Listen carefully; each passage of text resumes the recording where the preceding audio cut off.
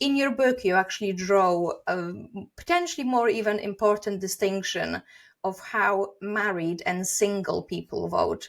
So can you kind of talk us through it? Because I find that this is one of the sort of axes of difference of opinion that people don't really talk about. Yeah, it is fascinating. And it is, I think, one of the biggest political divides that is out there that people don't recognize.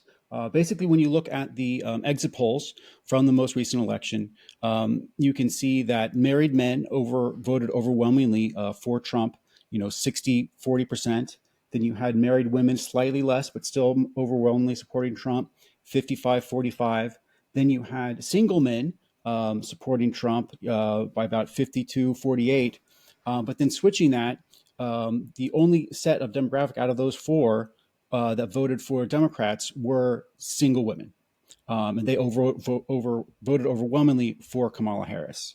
And this has been growing over time, not just in the politicization and the polarization of single women, but the growth of single women. Single women are the fastest growing demographic, and actually, this for the United States, this past presidential election was the first time ever that there were more single women voting than married women voting.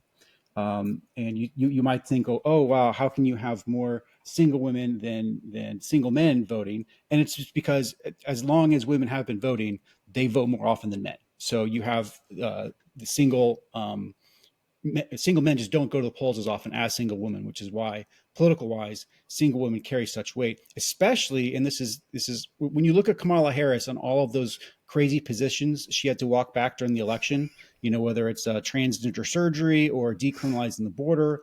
Those are all super popular among single white women, single women. And it's because the Democratic Party is so controlled and so dominated by single women. That is what has really pushed the party so far to the left, at least here in this country. I think it's really fascinating because then suddenly you start to maybe understand some of their choices and some of the really crazy policies that Democrats have been leaning into for years and years, because on the face of it, they don't really make sense.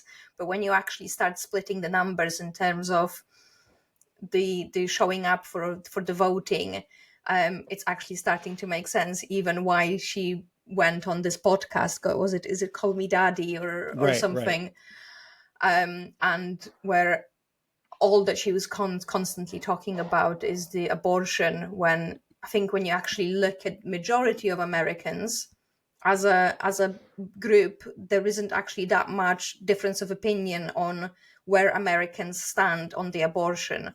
But she was really leaning into it. And as you sort of explain, it's probably because she's leaning into those growing demographic that votes for them. And I think that growing demographic isn't going to be getting any smaller with the research that we've got, that young men are leaning more to the right as the time goes by, and the young women tend to lean more on the left. So that gap tends to be opening up. Is that what you sort of expect going in the future? Yeah, I think that's going to play a large part of it. You have definitely women moving more to the left and men looking and seeing parties of the left, Democratic Party that's not open to them. I mean, you talked about Planned Parenthood. It was worse than that. They had a vasectomy van out in front of the Democratic National Convention. You're not going to get young men to sign up for your party by parking a literal vasectomy van at the entrance. That's not a selling point for young men.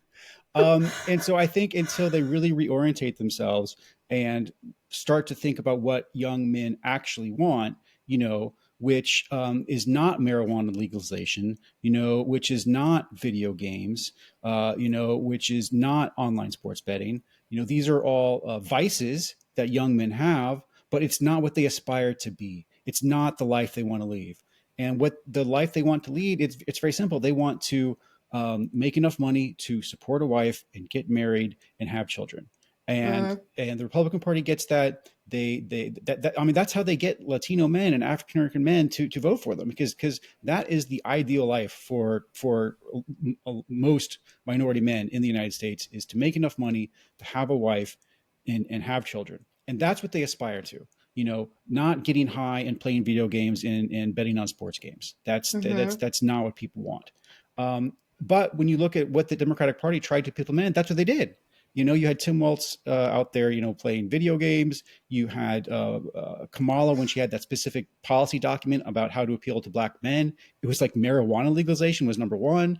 It's like, no, these are not the issues that are going to motivate men to attach to your party and believe you are fighting for them. And until that changes, I do think you're going to see more polarization among the younger age groups.